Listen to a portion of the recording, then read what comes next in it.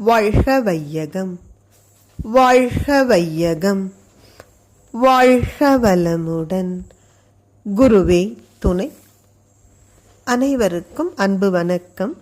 ஹசன் அருட்தந்தை வேதாத்ரி மகரிஷி அவர்களது ஞான களஞ்சிய கவிதைகள் படித்துக் கொண்டிருக்கிறோம்.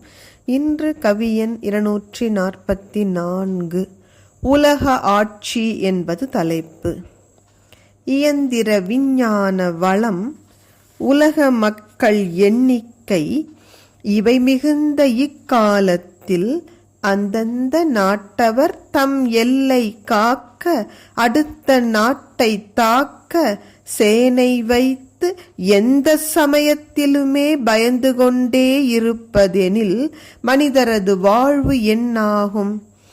இந்த நிலையை மாற்றி அறத்தை காக்க ஏற்படுத்த வேண்டும் ஓர் உலக ஆட்சி. அருட்தந்தை எத்தனை தெளிவாக இன்றைய சூழலை படம் பிடித்து காட்டுகிறார் என்று பாருங்கள்.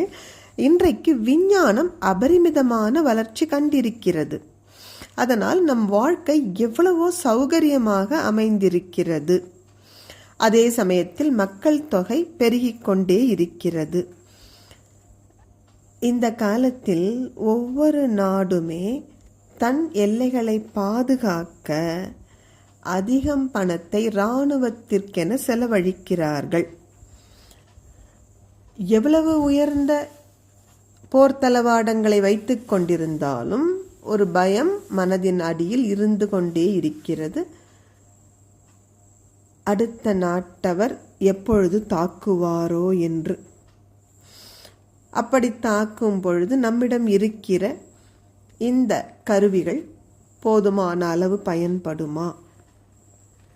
இப்படி ஒரு பயத்திலேயே மனிதர்கள் வாழ்க்கை கழிகிறது என்றால் இது எத்தனை அவல நிலை!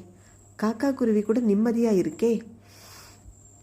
6 அறிவு பெற்ற மனிதர்கள் என்று சொல்லிக்கொண்டு அனுதினமும் அஞ்சி செத்தால் அது ஒரு வாழ்க்கையா என்ன? அதனால் அருட்தந்தை சொல்கிறார்கள், இந்த அவல நிலையை மாற்றி அறநெறி வாழ்வை காக்க வேண்டும். அப்படி என்றால் அதற்கு நமக்கு தேவைப்படுவது ஓர் உலக ஆட்சி மட்டுமே. ஏனெனில் ஓர் உலக ஆட்சி அமைகிற பொழுதுதான் எந்த நாடுகளும் தங்கள் எல்லை பாதுகாப்பை குறித்து கவலைப்பட வேண்டிய அவசியமே இல்லை. உலகம் முழுவதும் ஒரு குடையின் கீழ் வரும் பொழுது எல்லா நாட்டவர்க்கும் தகுந்த பாதுகாப்பு அளிக்கப்படும். அந்த உயர்வான வாழ்வை நோக்கியே இயற்கை நம்மை வழிநடத்தி கொண்டிருக்கிறது. நமது எண்ணத்தினுடைய அழுத்தம் விரைவில் அந்த வாழ்வை நம் கைகளில் மலரச் செய்யும். நன்றி. வாழ்க வளமுடன்.